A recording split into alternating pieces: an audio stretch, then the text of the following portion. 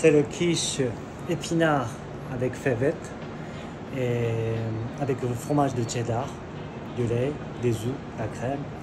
C'est traditionnel, mais c'est la recette de Royal.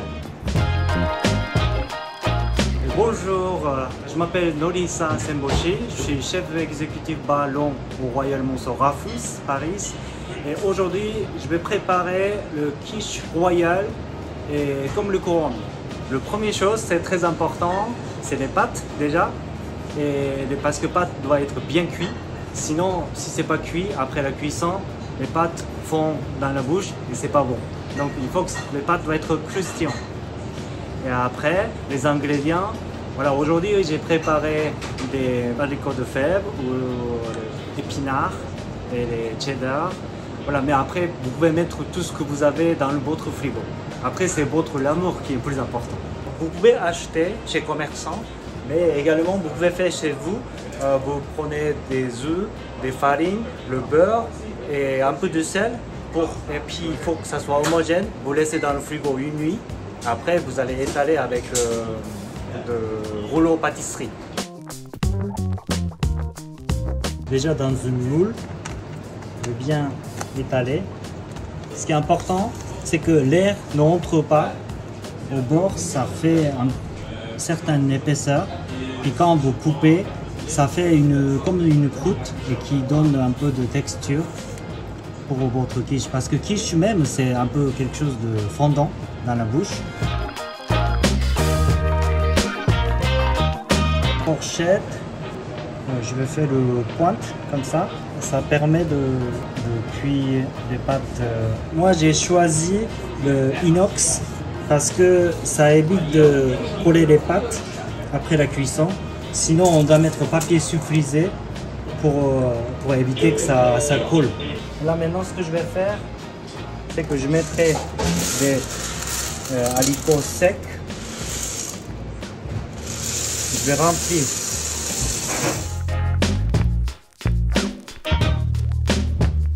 Déjà ça tient la forme de moule, des pâtes, et ça va aider la cuisson.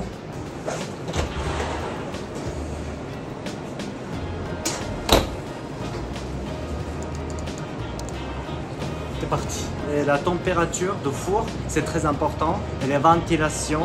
Et également pour que les pâtes puissent bien sécher, il faut que on doit avoir 190 degrés, mais le vin de four doit être au fond de pâte. Maintenant, je vais préparer des appareils qu'on va garnir dans le quiche. Alors, je mets d'abord du lait. Après, moi aujourd'hui j'utilise la crème mais matière grasse 35%. Après, je vais battre des œufs.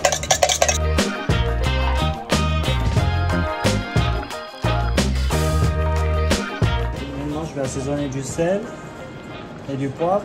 Mais attention, ne mettez pas trop du sel. Pourquoi? Parce que le cheddar, déjà, ça fait un peu salé. Un petit conseil, donc, au niveau du sel, on a fait attention. Ça dépend des ingrédients que vous mettez. Et puis là, vous voyez par exemple épinards. Moi, j'ai bien égoutté avec le papier. Pourquoi? Parce que les épinards, ça va cracher d'eau, beaucoup de l'eau. Donc, il vaut mieux que vous allez enlever beaucoup d'humidité. Comme ça va donner le goût de épinards. Et après, les estragon, vous allez hacher. Moi, j'ai pas haché finement. J'ai haché un peu grossièrement pour qu'on puisse avoir le mash de estragon. Je vais faire le mélange pour l'appareil. Là, c'est le mélange de crème et du lait. Je rajoute des estragon, une cuillère d'estragon. Je vais commencer à garnir. C'est d'abord le fromage, le cheddar.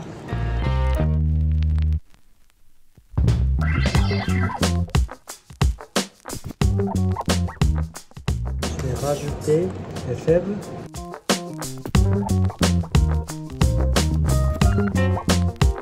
Je vais terminer encore le cheddar. Alors maintenant je mets ça au four 160 degrés pendant 20 minutes. Tout à l'heure j'ai cuit 15 minutes, là maintenant je vais cuire 20 minutes, donc c'est plus long. Et puis si le four est trop fort, ou la même que tout à l'heure, pendant la cuisson les pâtes vont brûler.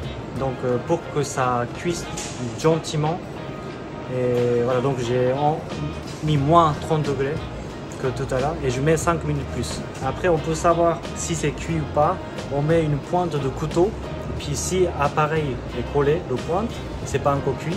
Et si ça sort et sans rien, ça veut dire que c'est cuit. Alors vous mettez le point de couteau comme ceci. Si il n'y a rien qui est collé, l'appareil n'est pas collé, c'est-à-dire qu'il est déjà cuit.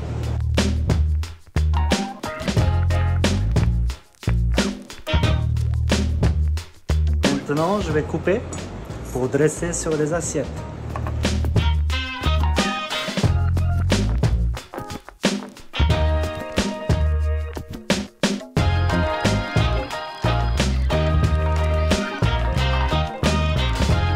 Moment de dégustation.